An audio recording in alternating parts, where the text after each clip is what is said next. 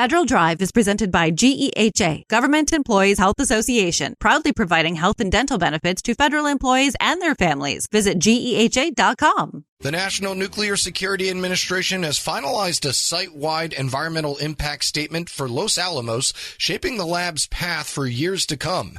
Reviewers say the process raises important questions about how impacts were evaluated and what assumptions were made, and also how those choices may ripple through future oversight and planning.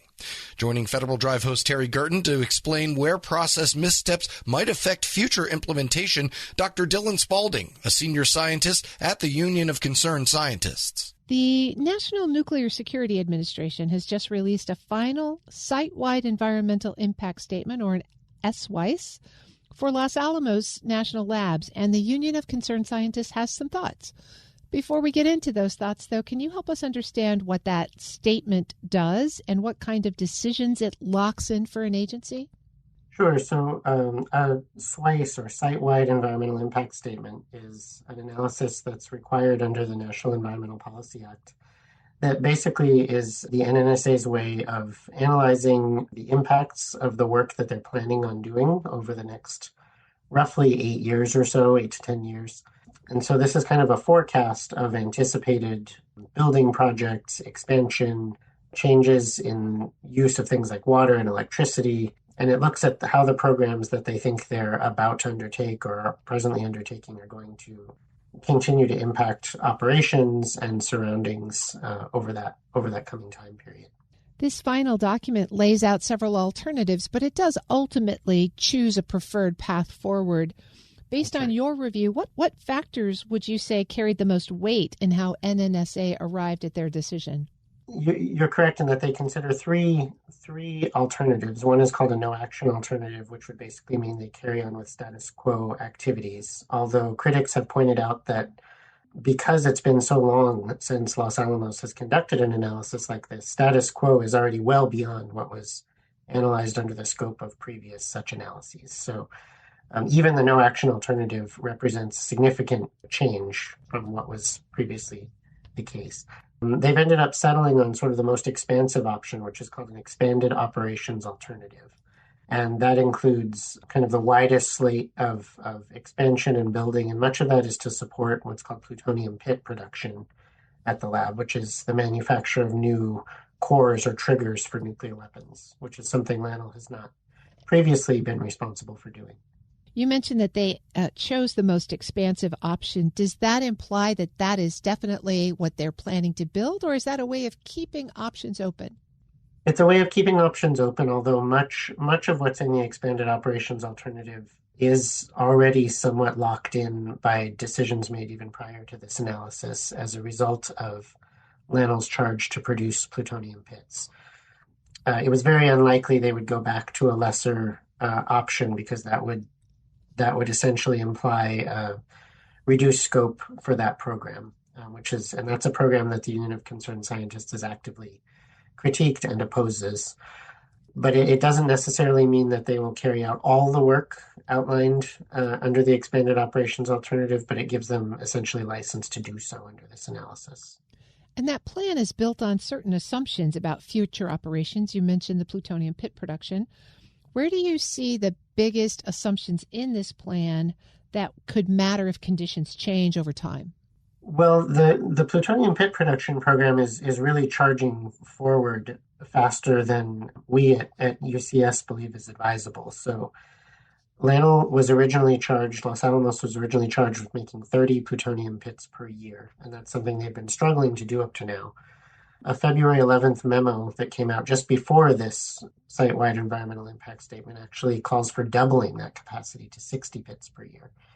And that's something important to call out in relation to this environmental analysis, is that this doesn't capture that call for doubling production. So it may already be outdated in that sense.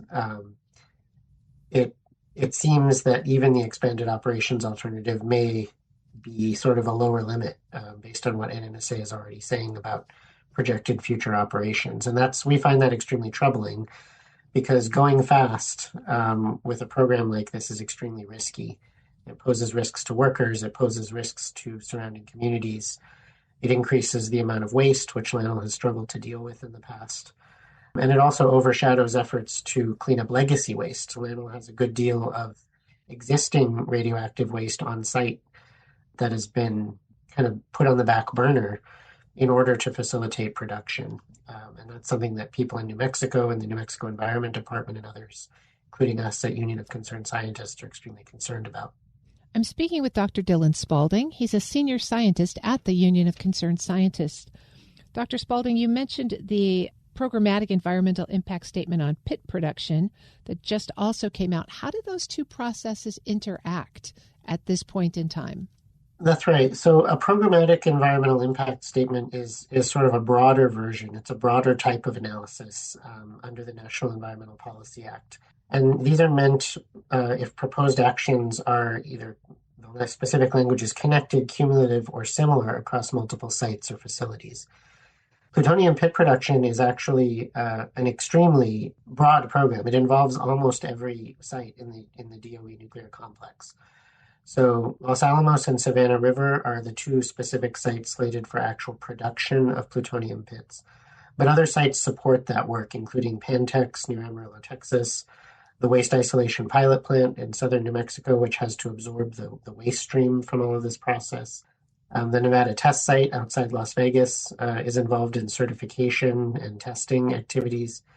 Lawrence Livermore in California does some certification, analytical chemistry, and other work, experiments on plutonium. So this pit production program actually is not limited to the two sites where production occurs. It really is expanded across the complex. Normally, in that case, a programmatic environmental impact statement is appropriate in the earliest stages of planning for such a program. So that would be before federal actions are taken, before decisions are made, and programmatic or PEIS are intended as sort of a planning tool from which site-specific analyses can be tiered. In this case, it was not done in that order, which I argue, is a violation really of the spirit and intent of the National Environmental Policy Act. And in fact, the programmatic environmental impact statement was brought about by a lawsuit filed by some other organizations, including Nuclear Watch New Mexico and Savannah River Site Watch in South Carolina, who argued that this should have been done much earlier, and it was not.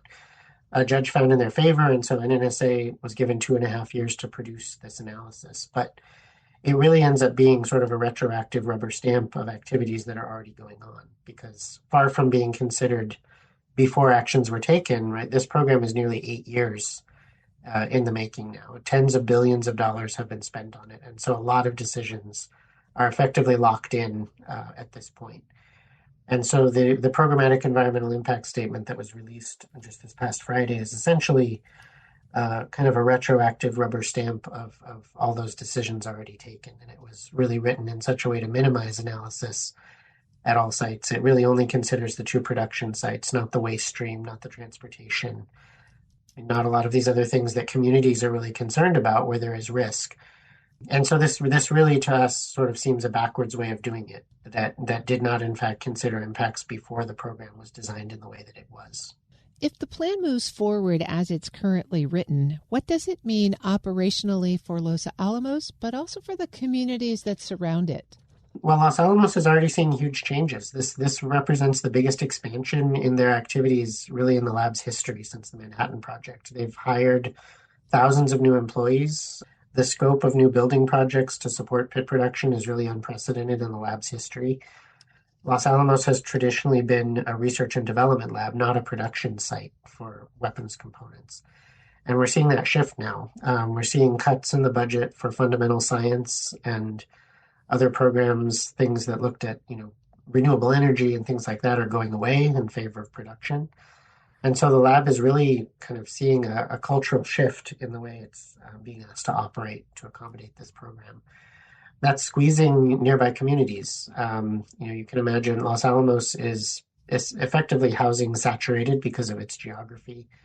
So with thousands of new employees, you have to put them somewhere. There's increased traffic.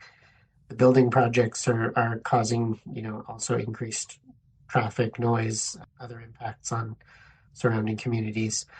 And there are concerns about what the future impacts will be, right, from these facilities. If there are accidents or other things that could lead to community exposure. And that's where, again, I think the risks of going fast and trying to accelerate this program are really huge. Dr. Dylan Spaulding is a senior scientist with the Union of Concerned Scientists. We'll post this interview at federalnewsnetwork.com/Federal Drive.